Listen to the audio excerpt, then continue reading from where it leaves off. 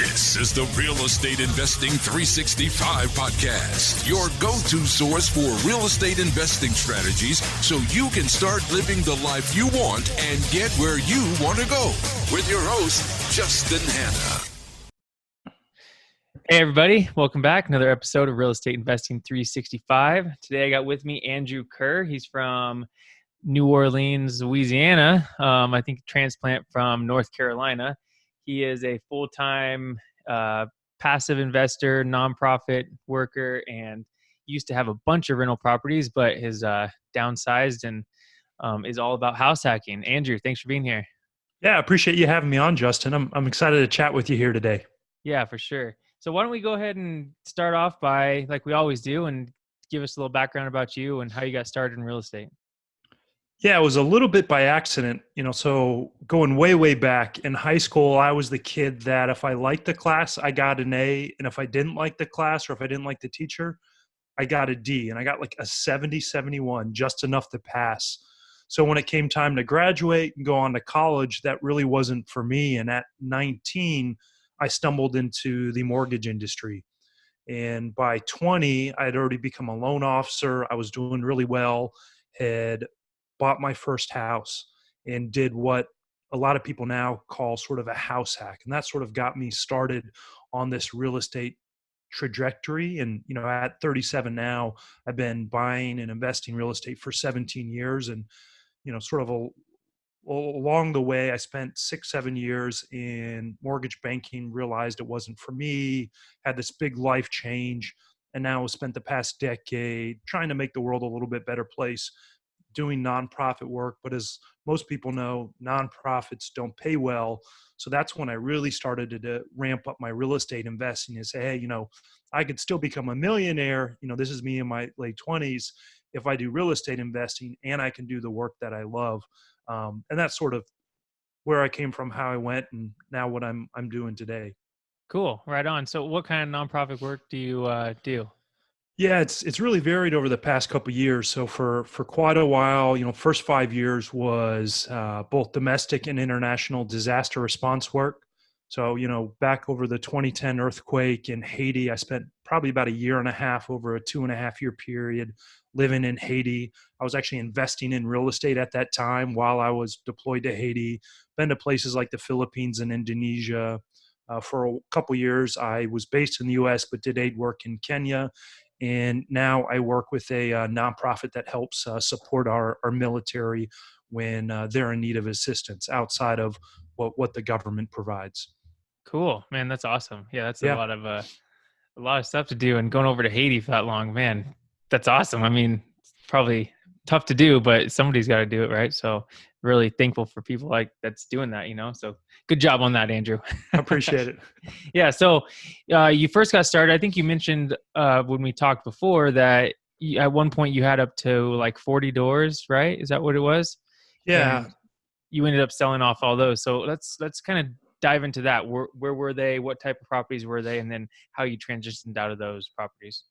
Yeah, so my early niche was sort of room rental housing, college housing. Just being in my sort of late 20s, that was easy. It's like, hey, I still hang out with folks that are in grad school. I've got friends that have, people in their family still in school. So that was just this easy niche for me. The numbers were also just like stupid good, where, you could buy a condo for $100,000 that was a 4-bedroom, 4-bathroom, and rent it out by the room for $400, $425 a month. So you'd have this $100,000 condo bringing in $1,600, $1,700 a month, and you'd have a $600 a month mortgage payment. You'd have to cover some utilities and things like that. But that was really this sort of niche that I got started on. And, everyone's like, oh, I don't want to deal with college kids. They leave beer cans everywhere. They punch holes in the wall. And I was like, you're always going to have a challenge. Real estate, life, anything, like that's easy stuff. That was really the first niche that I got started in. Okay, cool. Yeah. So why did you kind of transition out of that, since the numbers seem to be so good and, you were okay with dealing with the issues that came along with it? Yeah. So part of it was just those properties that I owned appreciated so much. And it got to where people were buying the properties for prices that I wouldn't quite pay for. So, I sold off my last college housing in March of 2019. And basically, you know, I had bought this property. I think at that time it was 115, 118,000, something like that. And I sold it for like 171, 172. And it still met the 1% rule for folks that are familiar with that. But I just said, this seems so funny where like I was still had really strong cash on cash return, but my return on total equity had gone down.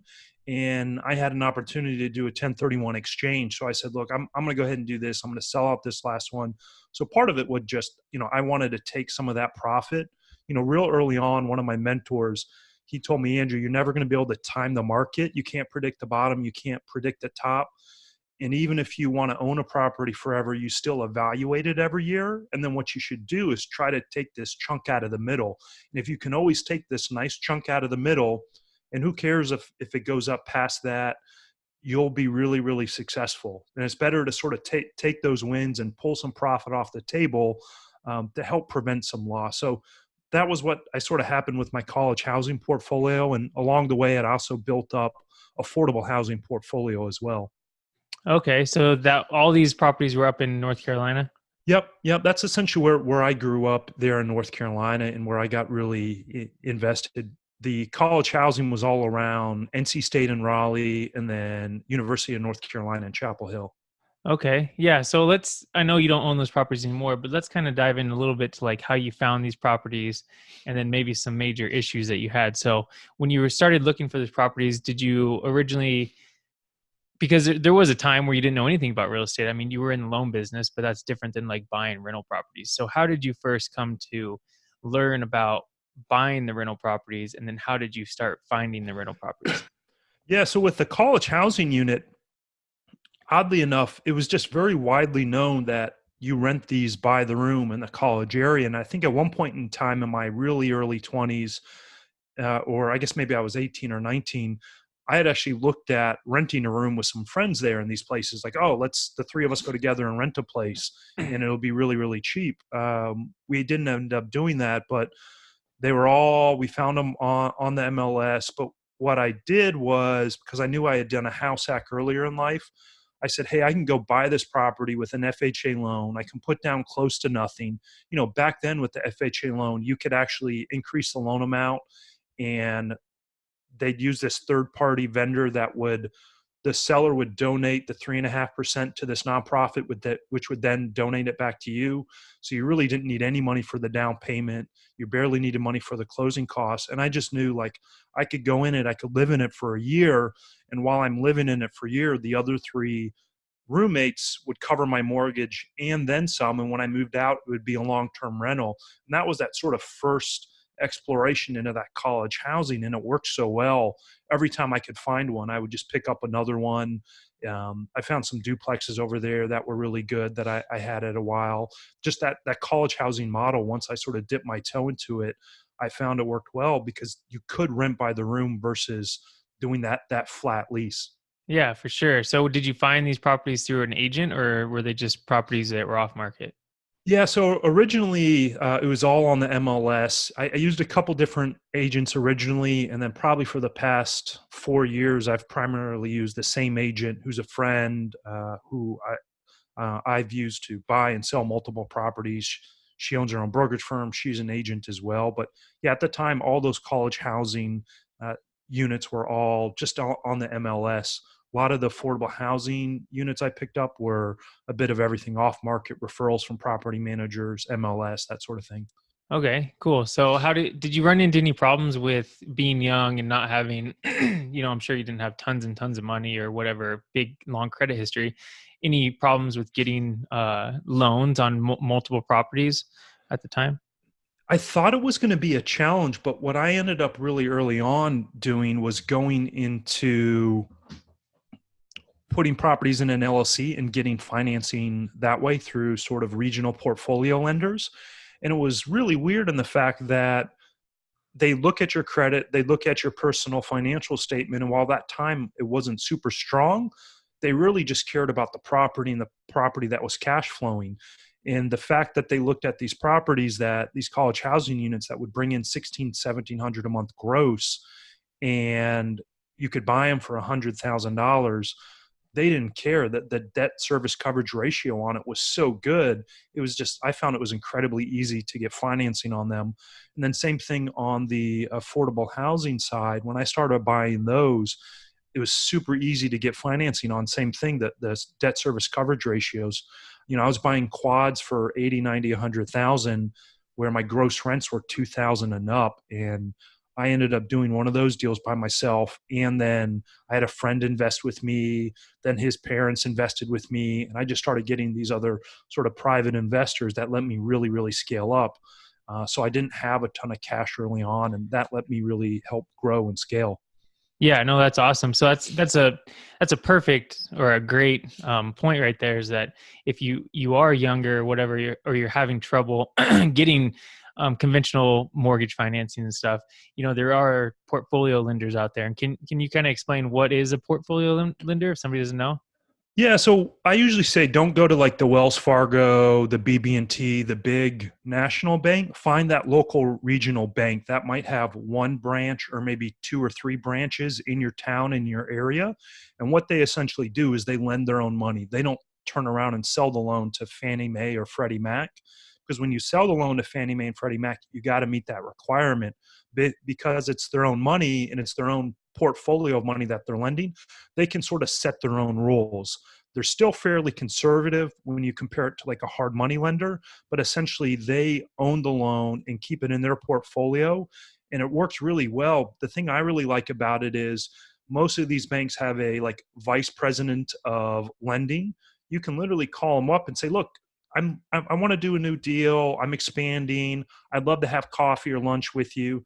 And these folks actually come out and meet with you and sit down with you. And it's so easy to get in front of the person that really puts the loan package together. And then they directly talk with the underwriter versus that normal family loan. You're so far removed from the underwriting process. It's harder to do. Or when you sit down with these folks, it's easy to say like, dress up nice, put on the suit, package everything together well. And people are more willing to give you a shot, especially when the collateral is really strong. Yeah, no, definitely. That's a good point. I think Brandon Turner talked about that on Bigger Pockets podcast is, listen, like if you have a deal and you're not very confident in yourself, but you need a loan from a small local bank, put it together in a nice little portfolio, print it out or put it in a binder and make it look real professional, go meet with them.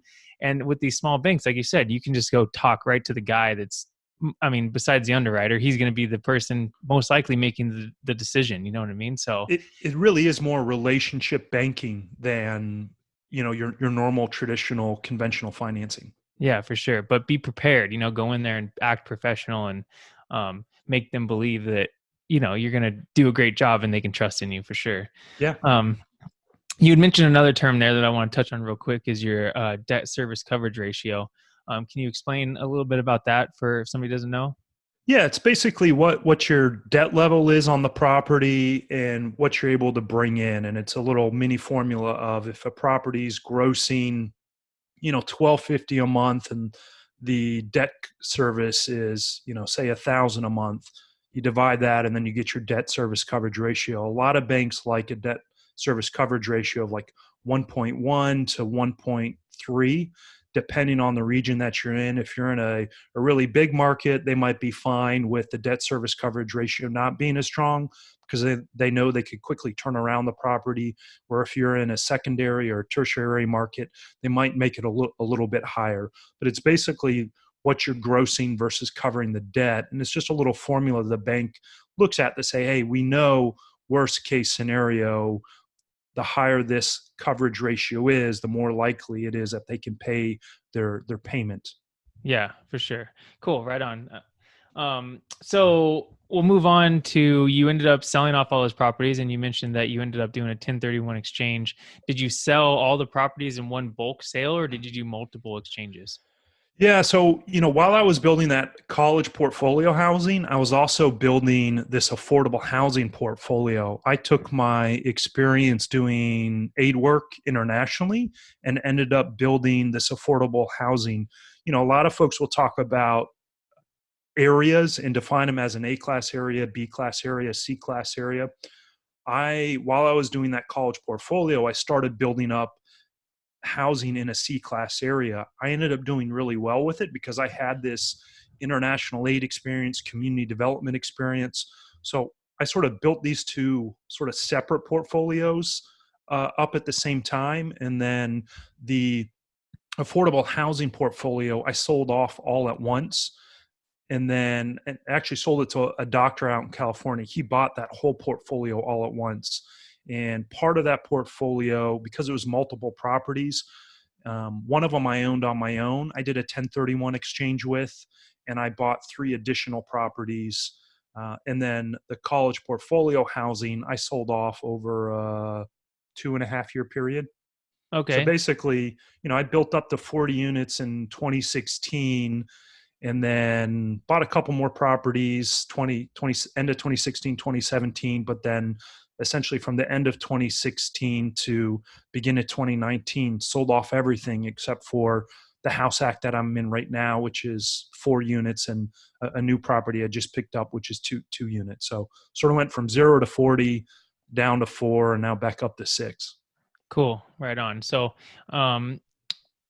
before we move on to the house hacking part, was there any big lessons that you learned while you're doing all those, whether it's affordable housing or the student housing, that maybe somebody can look out for that you would have done differently? Man, there's Probably so thousands. many. Yeah, I Yeah. mean, there's just thousands. So talking about challenges, one is have really good insurance and actually understand the insurance. I've had 2 property fires. One was with one company. I'm not going to mention the company. And one was with another company. One was absolutely horrible to deal with. They denied my claim right off the bat. I had to get a lawyer to send a letter. The agent that helped underwrite it didn't give me adequate coverage levels, which is, I was young. It was my fault at the time. I didn't actually look. The agent was just trying to produce a cheap policy to get the business. So really understanding your insurance, and not only who has the cheapest policy, but look actually their claim history, working with their investors. Where the other company that I worked with, which was Farm Bureau, I'll talk about them because they're phenomenal. That agent was he was really a small to mid-sized business owner. That's who he worked with. He really sat down, explained the different coverages amounts.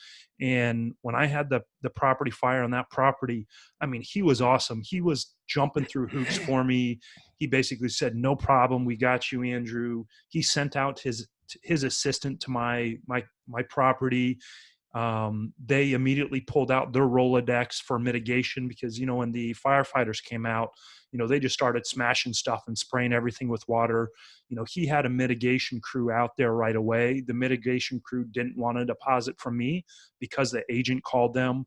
And I mean, so really understanding the insurance coverage that you have. And there's a big difference between homeowner's policy for your home and a dwelling policy. You got to make sure you actually have the right coverage. You can get riders for rent loss coverage, and sort of building on that, because I had good insurance and I had adequate reserves. Having that property fire and having that unit go offline didn't affect me at all financially. Hmm. I had the reserves. I could start spending some money before the insurance claim through. Then when the insurance claim did come through, while that property was offline, and because I had rent loss coverage, they actually covered what rent I would have been generating. So other than a couple sleepless nights of panic when you hear there's a property fire, Yeah. it didn't affect me financially. So have good insurance, have good reserves, and then have good contractors that you work with that can get in quickly to do the work. Yeah, for sure. So that Bureau policy and agent that you worked with, that was like a local office, right? Yep. Yep. I see a lot of those back in Idaho where we're always up in. And I think it is beneficial when you have rental properties in the area to have like a local agent there, as Oh yeah. opposed to just an online, you know, insurance thing, which I don't know if they're good or bad or whatever, but you know what I mean? That then they have to have a third party come out and look at it. And it takes time because we own a gym also, and we just had a big incident where a power pole fell through our ceiling and like Oh man. exploded in there and ruined all our stuff. Well, our insurance company's like across the country. So it was just a nightmare, like trying to coordinate, having them send out an adjuster and then send the pictures back and then all this stuff. It would have been better if we just had somebody local just come out right away, like you had. So yeah, that's definitely a good tip there. I like that one. Yeah, and the other one, especially if you start dealing in sort of B minus and C class properties, is build really, really good relationships with the community. C class properties can be really tough. It's a very high touch, needy client base. They have a lot of financial hurdles that they go through. Most middle class folks, you know, I always remember those bank rate studies when they come out, like, 60% of people have less than $1,000, in a savings or checking account. And it's even tough when folks are paycheck to paycheck. So, I built so many good relationships with the district police captain, with the city council for my area, with social services. There's so many great opportunities where if you build those relationships, it can build a great support network for you. Where I had two different contacts in social services of programs that where if someone's low income and they get behind on rent and they're about to be evicted, they can go and apply for an emergency grant to stop the eviction process and get them caught up on the rent. So in that C class area, like, I had built up those relationships. So when I had a tenant get behind and I actually liked the tenant and wanted them to stay, and I just knew they were having financial troubles, I could refer them over to these contacts in social services. And all of a sudden then social services would have cut a check to me to get the rent caught up. And sometimes that's all that they would needed. So, building really strong relationships with the communities that you work in is also a great tip and really important, especially in that sort of C class area that you work in. Yeah, no, that's awesome. I never would have thought of that. And, that makes me think, this is kind of off subject, but it makes me think that you were obviously very involved and on top of the business to where you were trying to like stay ahead and think of all other options, where a lot of people seem to like get into real estate and they just want to buy the property and then step away. And then they don't really ever, there's deferred maintenance that happens. The tenants aren't happy. The property management's like screwing off and doing whatever. But it really goes to point out that you ran a successful thing with like low income housing and student housing, and it all ran good because you were on top of it and you really like ran it like a professional business. And I did it two different ways. My college housing, other than when I lived in that one unit and rented to roommates, I never managed my college housing. I put property managers in place, but I still had to manage them.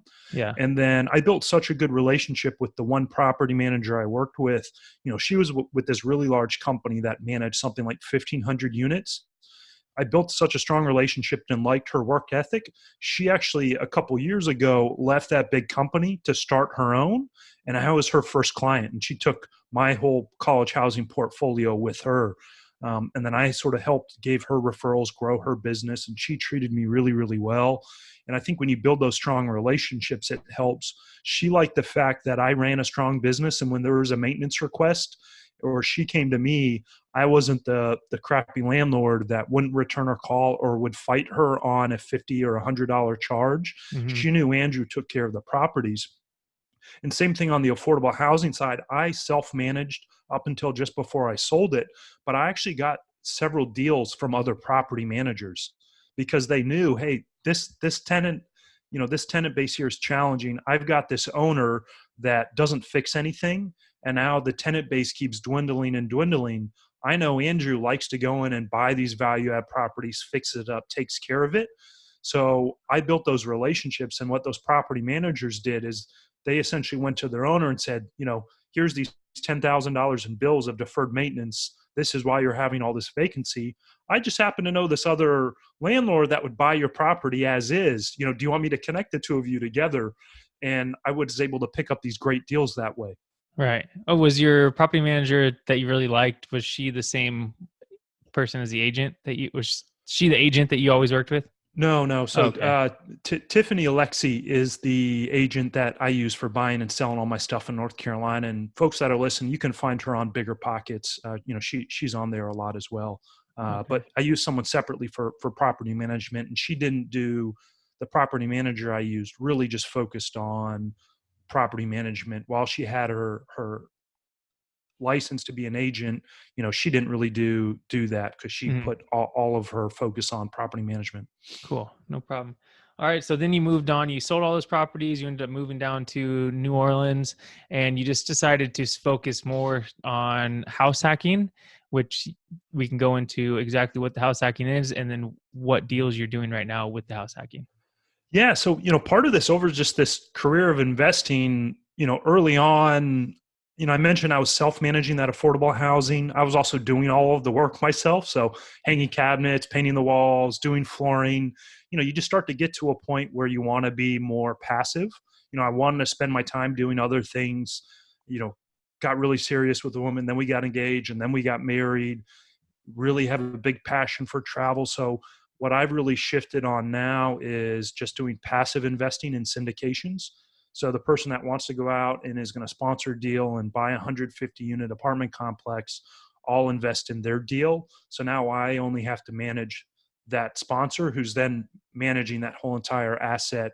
And then what you just mentioned was I still house hack. So when my wife and I started getting more serious and got engaged, a lot of folks have that conversation of, do you merge all your money? Do you have separate accounts? Do you have joint accounts? And sort of what worked for us was she has her money, I have my money, and then we jointly have our money and our investments together. And what I convinced her to do, real estate had always been my thing, was for us to do a house hack together and start building our own assets together. And that's when we moved down to New Orleans. We ended up doing this really crazy house hack where we bought this old 1920s corner store, turned it into several high-end apartment units, and we've been living in it rent free. And for folks that are listening and don't know what house hacking is, it's basically just making a slightly different choice about how you're going to live to reduce your housing costs, sometimes reduce them all the way down to zero, to sometimes actually making a little bit of money of where you're living. And, we did this Burr house hack combo. So that 1920s corner store, we live in this really nice 2-bedroom, 1-bathroom upstairs. The wife has a farmhouse sink in the kitchen, jacuzzi tub in the bathroom, marble tile floor, hardwood floors. And then downstairs, we have a one bedroom, 1-bath apartment, a 2-bedroom, 2-bedroom, 1-bathroom apartment, which we rent to long-term tenants. And then we have a guest house out back that we put on Airbnb. Total, this property grosses us about 40 grand a year. And our all-in costs are about 34, 35 grand a year between mortgage, utilities. So we're actually living in a really nice place, great location. We can walk to bars, we can walk to restaurants. The streetcar in New Orleans is like 2.5 blocks from us. So we're not sacrificing on location, not sacrificing on creature comforts, but still living for free. So that's this sort of idea of what we're doing now. And I sold my wife on this idea of, let's do 2 or 3 house hacks together, and then we'll have this income that's semi-passive where we can go out and we can buy you your custom dream home that you want. Yeah, no, that's awesome. That's a great. I've been kind of considering that for our upcoming move next summer too, up to Idaho.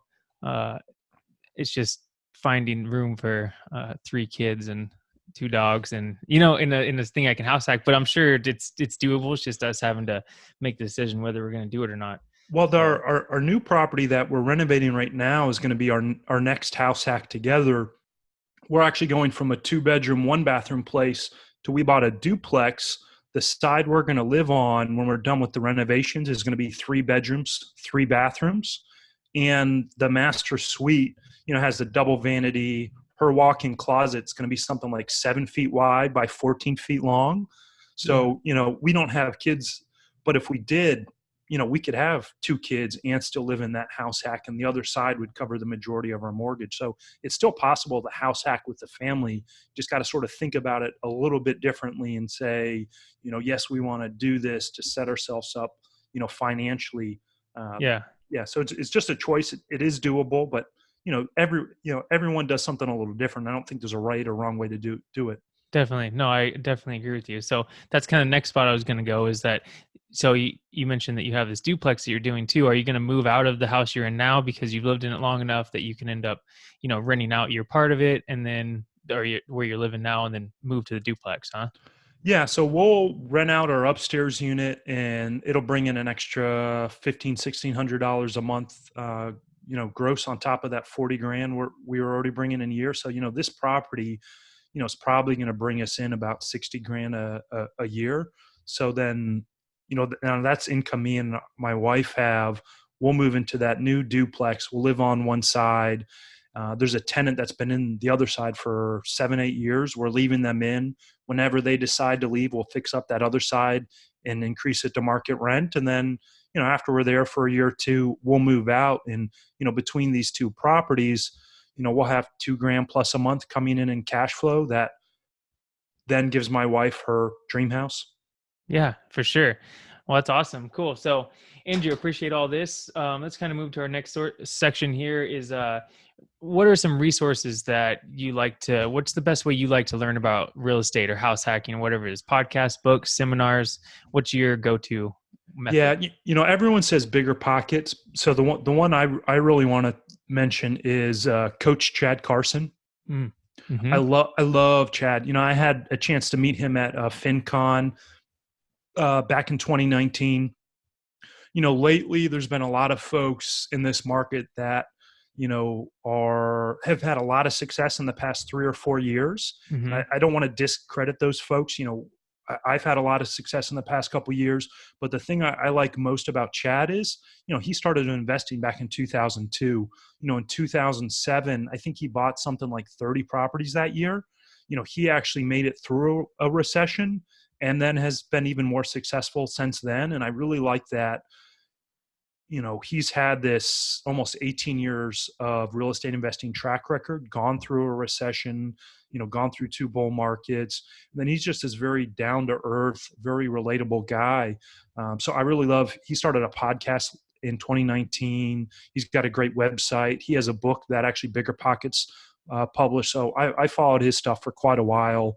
So I always like to give him a shout out because everyone seems to always know about Bigger Pockets.